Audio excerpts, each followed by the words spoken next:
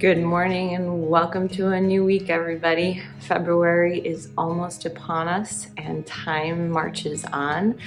I want to share with you this morning a passage that's going to be really familiar to many of you. My guess is most of you might even know it by heart, but it was shared with me in the past week, and as is so often the case with powerful scripture, it took on a new life and a new light in light of my current circumstances and experiences. So I'm going to share with you from Proverbs chapter 3, verses 5 and 6, and then just reflect some new perspectives God gave me last week.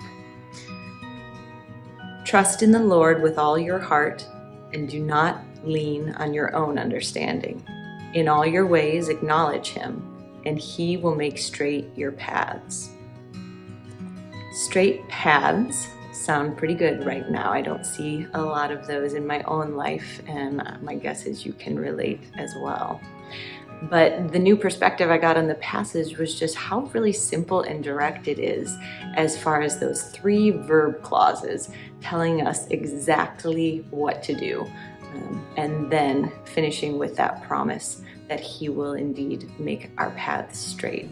The first one is trust in the Lord, and that could seem simple, but it is not. I think you can relate to that as well. I looked up the meaning of that word trust, and I found it to be believe in the reliability, truth, ability, and strength of. So when we are thoroughly trusting in God, we are believing that He is reliable, that He is true, that He is able, and that He is strong. The flip side of that next verb clause, trust in the Lord, lean not on your own understanding. And again, initially I think, well, that's easy. I feel like I don't know what to do half the time these days anyway. But when I really peel it back, how often am I leaning on my own understanding? How often am I thinking that I am reliable enough, that I am truthful enough, that I am able, or that I am strong enough? In one sense, I don't think that at all, but other times I find myself falling into that trap almost subconsciously and leaning on my own understanding. And then that third verb, of course, the passage calls us to acknowledge Him. And with that, I had this vision of acknowledging being not just what you say, but what you do, right? Word and deed. And so this analogy of walking into a party or a room where the Queen of England is two different things: to acknowledge her, bow, or whatever that would be, and then also to acknowledge her in how you behave in the room. So you don't just plop down on a couch, take off your shoes, and start eating a bowl of popcorn, right? You're acknowledging her in what we say and what we do, but we're also acknowledging by our behavior and how we conduct ourselves.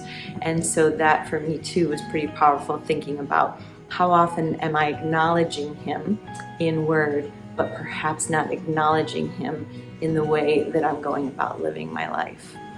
So those three verb clauses are what I want to leave with you today. They are so simple, so direct, and yet really powerful and deep, and at least for me, far from easy. Trust in the Lord with all thine heart. Lean not on your own understanding. In all thy ways acknowledge Him, and He will make our paths straight. What a great promise to go into the week with. Thanks, everybody.